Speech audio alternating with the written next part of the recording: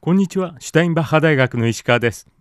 ウクライナはロシア軍が2022年2月にウクライナに侵攻して以来、ロシア軍は40万人の兵士を失ったと2024年2月16日に発表しました。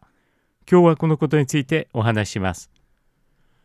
ロシア軍が40万人の兵力を失ったとされるのはウクライナです。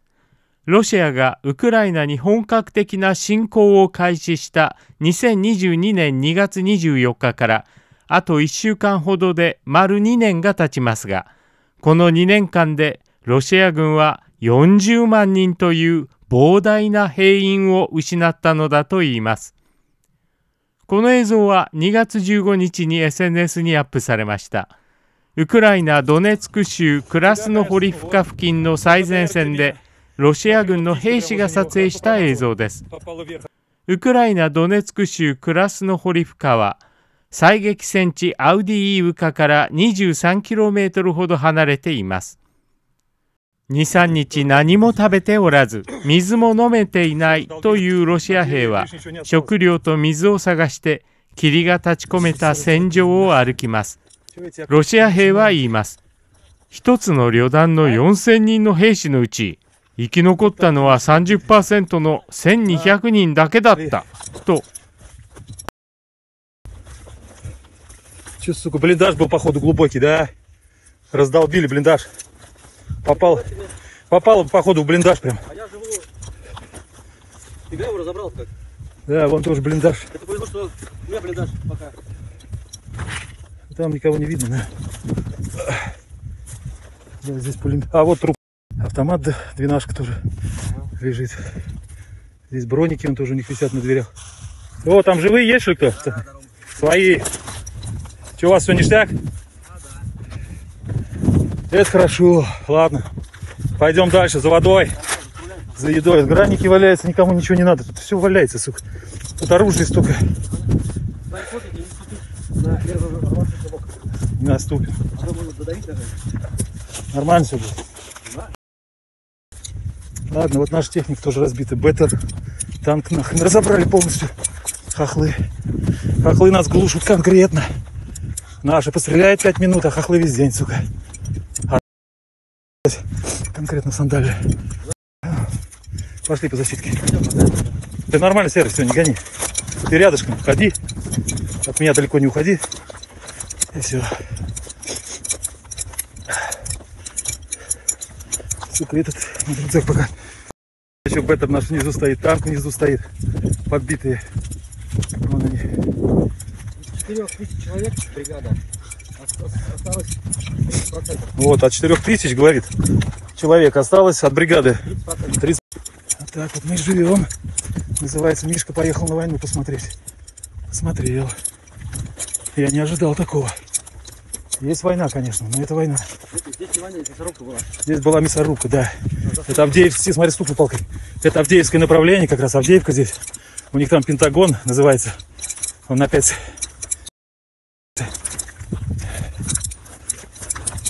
Да, туда медленно, оттуда уже пойдем без всяких этих съемок и всего.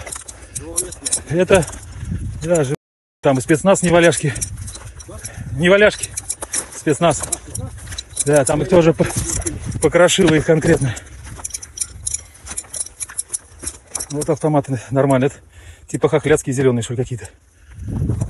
Ну, они наши, но расцветка у них покрашена все. Тут зеленый цвет. Ладно, сейчас пойдем. Сейчас здесь вот чуть-чуть. Да не чуть-чуть. Пока нормально, тихо идем.